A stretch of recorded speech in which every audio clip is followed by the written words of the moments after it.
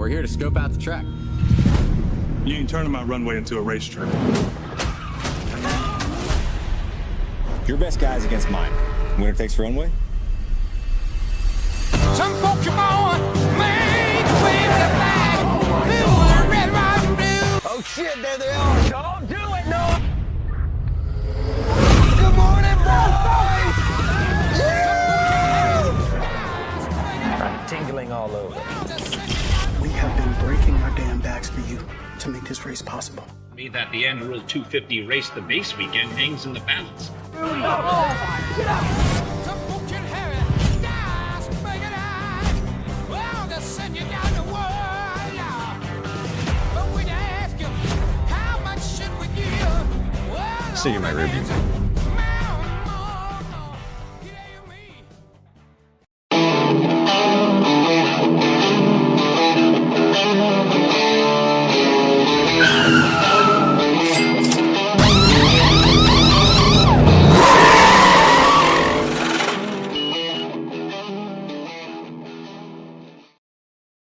All right, Money Stop Mafia, Freak Nation, and any degenerate who is out there listening to the most important NASCAR betting stop of the day at 12:18 Eastern Time.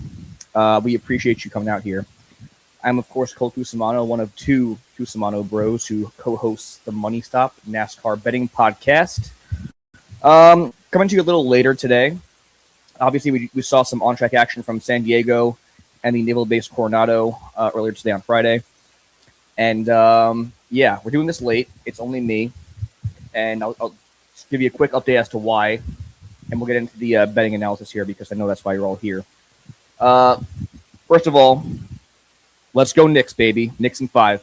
I flew out this past Saturday evening to witness my New York Knicks win their first championship in 53 years. Got to see it with Steven. It was an awesome time. Originally planned to fly back on Wednesday to start my road trip to San Diego for this NASCAR weekend on Friday, today. But the parade was pushed to Thursday, so I changed my flight and flew back today because I had to witness this firsthand, and it was an incredible experience. Mike Green said, Knicks fans, this is not a dream. It felt like it, so congratulations to my New York Knicks. With that all said, Steven and I's schedule did not align this week. He is on the road in Maine.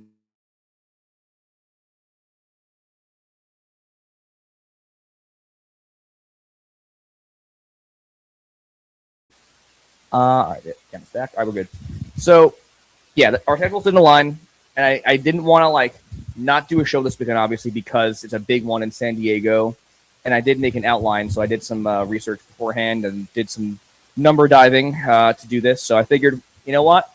If I can't get a show out properly on Thursday before the odds adjust after practice and qualifying like I usually do, we'll do a live simulcast via YouTube and X and Facebook and all the fun things. So thank you guys for coming out here on this unconventional new formatted Money Stop episode.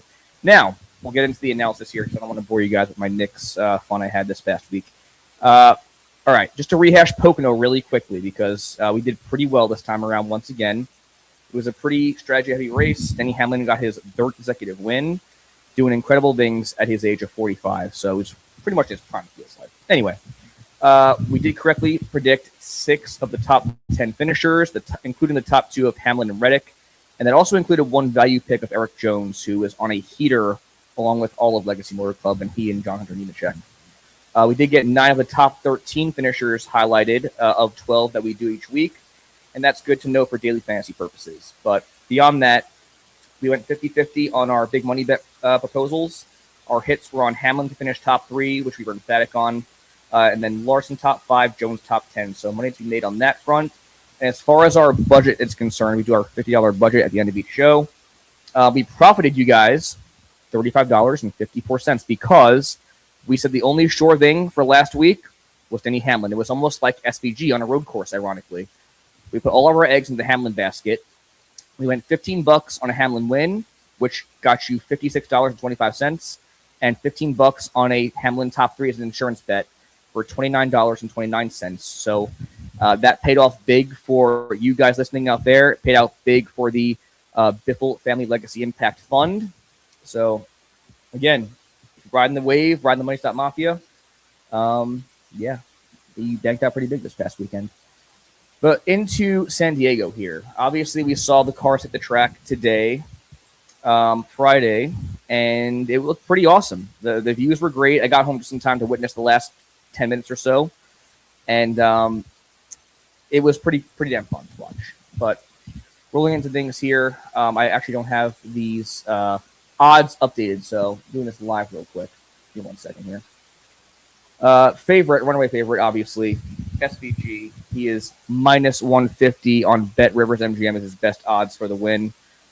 Followed by Connor Zilich, his teammate, at plus 750. That's on DraftKings.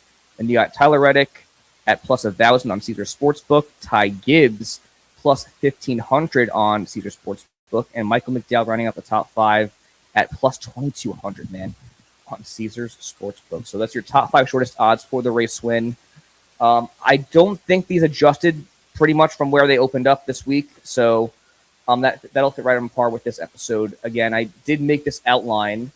What was this? Wednesday night before the parade. So this will be a kind of a putting our money where our mouth this episode, because I'm not changing any drivers based off practice today. Sticking to our guns. I feel great about our analysis as always. And we're going to get right into it here. Usually we name 12 drivers, 4 favorites, 4 sleepers, 4 value picks as options to make money this or each week at NASCAR. But obviously, going to a street course or a base course in the naval-based Coronado, there's only one driver that's going to be deemed a favorite this weekend. He's going to be your surest bet. That's obviously SVG. Once again, he was minus 150 on Bet Rivers as your best value you can buy into right now. I mean, if you're betting on NASCAR, you're not betting SVG on a road course, street course, a base course, you shouldn't be betting, period. Because like last week with Hamlin, that's your only way to make money this weekend on a guaranteed, quote-unquote, basis. So SVG, we know that the numbers, 7-time road course winner, 50% win rate in 14 starts on the road courses, won the last one at Watkins Glen, finished runner-up at COTA earlier this year, and he's won 6 of his last 7 starts, the outlier being, again, the runner-up at COTA this year. So, again, I don't want to dwell too much on it because there's only one favorite for a reason. It's SVG. He has a lowest finish of 7th in his last 10 road course starts. He's finished top 2 in 8 of his last 10, and he posts an obvious series best, 6.7 average, with a series best 418 laps led. So, you're betting on NASCAR this weekend, you're betting on SVG for the win. Bottom line, if he ends up losing for a mechanical failure or getting caught up in someone else's mess, you deal with that. This is a bet you make 10 times out of 10. So just smart, safe advice, and it's common sense. For the Common Sense NASCAR Betting Podcast, SVG, you're betting him. As for sleepers, it gets a little bit more, I guess, loose here for the road courses because, again, there's only one true blue favorite in SVG. So you have the other guys who I picked who are also top 5 in the odds pretty much, actually. Go with his teammate, Connor Zilich, who's, again, he opened the week at plus 650 on BetMGM. I believe he's plus 750 now, so better odds this time if he waited it out. But it's been a very rough season for Connor Zilich.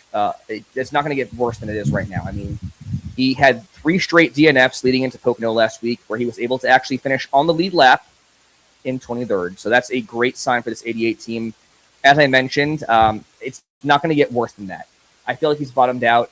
He's way too talented of a driver to keep, not finishing these things off. So I feel great about his chances for this weekend because we've seen, of what little we've seen of Connor Zilich in the Cup Series, he's shined on the road courses despite not getting the finishes he deserves. He finished 14th at COTA earlier this year and 20th at Watkins Glen. But in both these races, he had a top 5 car. He had a top 3 car at Watkins Glen. Didn't play strategy right and ran out of fuel, I believe it was. So relegated to the top 20. And then at COTA, he got spun out, I think, 3 times from the top 5. So if there's any place you're going to feel comfortable betting on Connor Zilich, who's had a very, very tough rookie season, it's going to be a road course. And I think going to a place like San Diego, where no one's been before, it's going to play into his favor dramatically because we've seen him, again, whether it be in Xfinity or now O'Reilly, where he won 7 of 13 races on the road courses in his career there. That's been his bright spot. So I feel good about Connor Silas this weekend. And one thing I forgot to mention when talking about SVG and betting going into this weekend at San Diego, only main advice is betting on SVG, like I said. But I think we're taking a lot of stock into the road course ringers and the drivers who specialize on these disciplines because it is a very foreign track. No one's been here before. And just looking at the iRacing simulation from Anthony Alfredo earlier in the week and now seeing the on-track action today, obviously, for the practice session, it's a wild, wild track. I mean, a lot of bumps, elevations, sharp corners, high speeds. You're going to have to be perfect to execute this race and finish it off. And that's why we're going to roll very road course specialist heavy on this show. So those first two names, SVG and Connor Zilich, despite the abysmal season he's had in the 88 car this year. From there, I had Tyler Reddick, who was plus 900 on DraftKings to open the week. He's again now plus 1,000, so looking good if you want to bet him as an upset over SVG. Coming off a runner-up at Pocono, again, one of our picks from last week as well. That was his 10th top 5 of the season. He now has a 7.2 average on the season. Still a series best, but Denny Hamlin is closing in on that. I think he's 7.8 now for the average finish on the season. So regardless, Tyler Reddick has been money in the bank along with his teammate, or his Toyota teammate, Denny Hamlin this season. He is also a 4-time road course winner with the second most laps led in the next-gen era with 267, winning at COTA earlier this year. He's also finished top 10 his last 6 road course starts. And going back to 2025, so 8 starts, 7 top 10s, 4 top 5s, and a 7.1 average finish on par with his season average. So, again, he can upset SVG. He did at COTA earlier this year. And you could make the case he's been the second best in this era of car on the road courses. So, seeing as he's been one of the best period in 2026, he would be a safe bet for a top 5. I like that one a lot this weekend, actually. Take a drink here real quick. All right.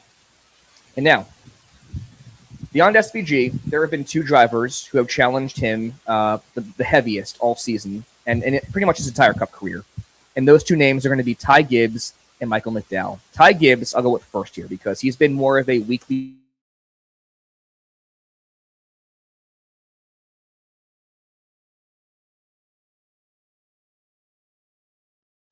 But Ty Gibbs finished 9th at Pocono. That was his 10th top 10 of the season.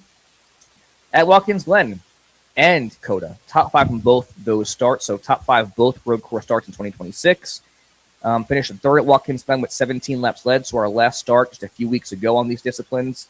And in his career on road courses, 7 top 5s, 10 top 10s, and he's a 4-time O'Reilly winner on that discipline. So he's been SVG's arguably worthiest adversary on these tracks in 2026, and even going back to last year. So I think Ty Gibbs is another guy that'd be great to look at for a top 5 and potential upset.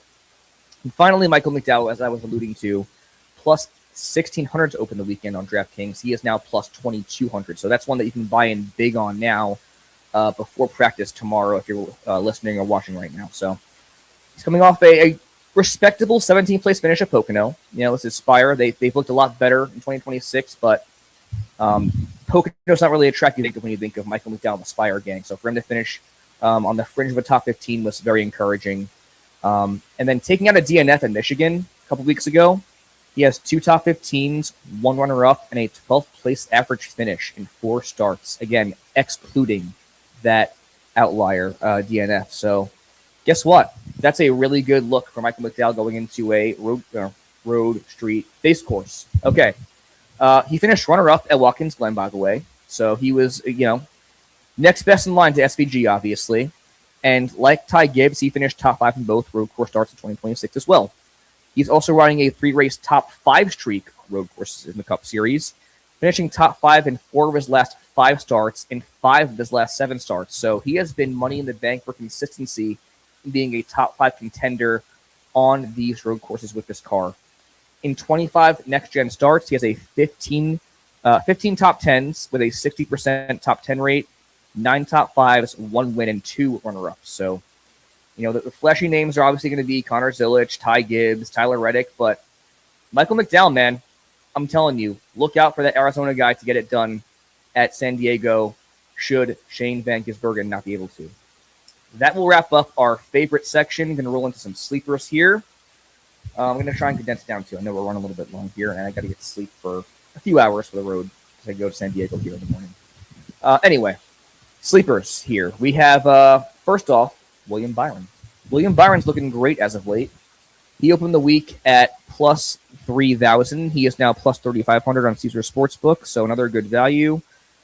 Finishing third at Pocono. That was his third top 10 over his last 6 starts with a 50% top 10 rate in that span and also a 50% top 10 rate in 2026. So we know it has not been consistent for William Byron, but he's looked a lot better as of late. And you look at his road course resume, he started off really, really good in these tracks with the next-gen car, but I think the field kind of caught up to him. Finished 13th at Coda and 36th at Watkins Glen. That's also kind of a microcosm for his kind of 50-50 nature this season and as of this last 6-race stretch. So, again, there's going to be some volatility associated with William Byron, but he's proven he can get it done on these disciplines with this car. He's a 2-time road course winner with 2 runner-ups, 50% top 10 rate in road courses going back to 2025, so 8 starts with 1 runner-up in that span. So, again, a lot of 50-50s in there. That'll tell you that William Byron's going to be a hit-or-miss pick for San Diego, but one that I feel better about given the unknowns of this track. How about some Dinger? AJ Allmendinger plus 3,000 on BetMGM was what you can get him at to open the week. Right now, his value is plus 4,000 on BetMGM, so another great value. He finished top 10 at both road courses in 2026 so far, also riding a 3-race top 10 streak on road courses in the Cup Series. Lost my place there. 4 races of finishing 11th or better as well on the road courses. So he's been a top 10 car basically on these disciplines in the Cup Series as of late. He is a 3-time road course winner in the Cup Series with 1 in the next gen and 14 top 10s in 25 next gen starts. So the results have not been there every time for Allmendinger, but he's one of those guys that you know is going to run inside the top 10, likely finish there, but there is also sort of an outside chance where he may not due to things out of his control. But with that said, I feel like if you compare Byron and Allmendinger, I feel better about Allmendinger in terms of from a betting sense. So great value this weekend for him going into qualifying.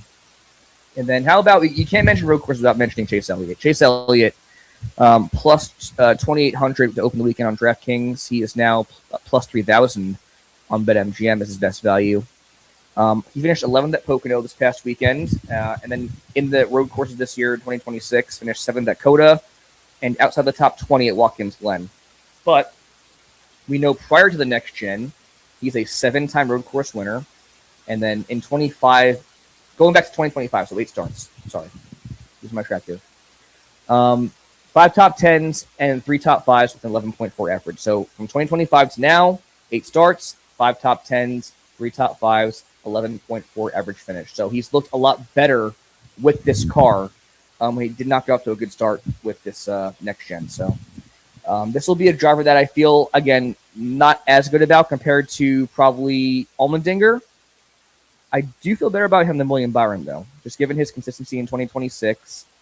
His prowess, obviously, in general on these tracks, but being a 7-time winner. I would like Chase Elliott's top 10 prop probably this weekend as one that should be a guarantee, but yeah, we like some Chase Elliott in this podcast, obviously. Finally, we'll go with Chase Briscoe, because Chase Briscoe is also one of those guys that coming up through the ranks in the O'Reilly series was very good in these tracks, and he's looked good in the Cup car as well. He was plus 3,000 on various sports books to open the weekend. As of now, he is plus 3,500. So, okay. All, let's see here. We got 9. All 9 drivers, they've pretty much maintained their value from race winning sense or pretty much went a little better. So, there's that. Anyway, Chase Briscoe finished 12th at Pocono. He has now led laps in his last 3 of 4 starts, finishing 12th or better with 3 top 10s in his last 4 or 5 starts in the Cup Series.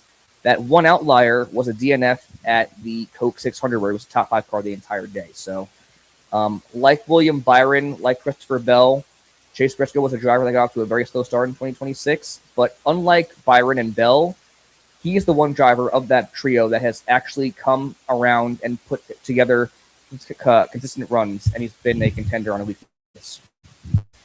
As far as the road courses go in 2026, though, got DNF at Coda to open the year up again. Did not get off to a hot start, so not taking too much stock into that. Finished fourth, however, at Watkins Glen. So that's again during this hot stretch for him. But looking at his last 5 road course starts, he has 3 top 5s actually. So he's been a top 5 contender with top 10 prowess on these tracks as of late on this discipline. And also a 50% top 10 rate since 2025, so 8 starts on the road courses with 6 top 15. So Chase Briscoe more of a top 15 play, so you're looking at him for a daily fantasy sense this weekend at San Diego with top 10 upside. But given his recency and consistency, we like his odds to finish top 10 as well. So putting a bow on our drivers to look at for San Diego this weekend, again, of 9 drivers, our one favorite was SVG, obviously. Our 4 sleepers were Connor Zilich, Tyler Reddick, Ty Gibbs, and Michael McDowell. And our value picks for William Byron, AJ Allmendinger, Chase Elliott, and Chase Briscoe. I do want to do a little bit of a quick practice wrap-up here because it's always good to give out some more advice, seeing the on-track stuff and who was fast, who had good averages. Although it's not really, I don't take much stock into the average speeds for road courses and street courses, so there's that. But SVG was quickest overall in the 5-lap averages. Anyway, 2 drivers that stood out in practice were Todd Gilliland and Austin Cindric. These are 2 drivers that in their Young Cup careers have excelled compared to the other disciplines on road courses. They also have done very well in their respective developmental series careers on these disciplines, be it the Truck Series or the O'Reilly Series. So Austin Cindric and Todd Gilliland are 2 drivers on the very low end side that you can look at for value picks for daily fantasy and for home run, I guess, top 10 props for potential big money bets. Anyway, getting down to it here, I did not actually look at the top 5 props yet and all that because they didn't open up when I made the outline, but I'll go through it live here for you guys. And they're not up. Wait, no, they are. Okay, we're good. Okay. This is a fun show, right? Okay. Top 5 odds. Looks like you can make some money on Tyler Reddick, who is minus 110 on FanDuel and plus 110, so above even payout on DraftKings. We like that one a lot. Ty Gibbs, plus 185 on DraftKings for a top 5 is a great value as well. My favorite might be Michael McDowell, plus 210 on DraftKings for a top 5. So I like those ones as more of your locks for finisher props. Feel most confident in those 3, and I think all 3 should finish there. Should this race play out how we think it will, and that would be with the road course specialists shining in this very unfamiliar track. I will also call SVG winning a big money bet because that's usually a guarantee. So his, again, winner prop was minus 150 right now is his best value on Bet Rivers, which I don't know much about, but that's his best value. Outside of that, you have DraftKings at minus 190. Top 3 for SVG, we're not going to even go there. His best value is minus 380 on FanDuel, so there's no money to be made there. Top 10 props. Top 10 props, we have... I mentioned Chase Briscoe. He's minus 110, but that's more of a top 15 play, so you're kind of gambling there with that. I wouldn't call it a big money bet, but one you can consider. Chase Elliott's plus 110 if you like that one. Again, he's looked better on the road courses, and that's on FanDuel. I feel better about him than a lot of the other drivers on this episode we mentioned for a top 10 prop. So that's a good one. And then AJ Allmendinger, minus 105 on FanDuel is probably my favorite of the top 10s, I would say. So AJ Allmendinger, minus 105 on FanDuel. Chase Elliott, plus 110 on FanDuel. And then just to give you guys, I guess, some basis for my Cindric and Gilliland analysis there to wrap up practice. Austin Cindric is plus 400 right now on DraftKings, and that's before practice or before qualifying. So Again, not a big money bet, but it's one you could feel pretty comfortable putting some money on as a potential sleeper for that. Todd Gilliland's pretty low here. Wow. He's plus 800. And again, it'll be a long shot because he hasn't gotten many top 10s in his Cup career, but you look at Zane Smith, his teammate. He has 5 top 10s in 2026. That stable is heating up. Todd Gilliland has always been a really good driver on these road courses, so that's when you can sprinkle on as well if you're feeling a little zesty for San Diego, I guess. So the only real ones, in my opinion, are going to be Reddick, Gibbs, and McDowell for top 5s, and then Allmendinger and Elliott for top 10s, and then SVG for a win. Those are your big money bets. All right, and then final order of business here would be a $50 budget. All right, I will make this extremely easy because I don't want to dwell too much on it. I don't want to overcomplicate it. There's only so many ways to make money this weekend. You're putting a lot of your eggs into the road course specialist basket, a lot of eggs in the SVG basket. So here we go. $50, all to myself, none for Steven. $15 on an SVG win. We'll go $10 on a Michael McDowell top 5. We'll go $10 on a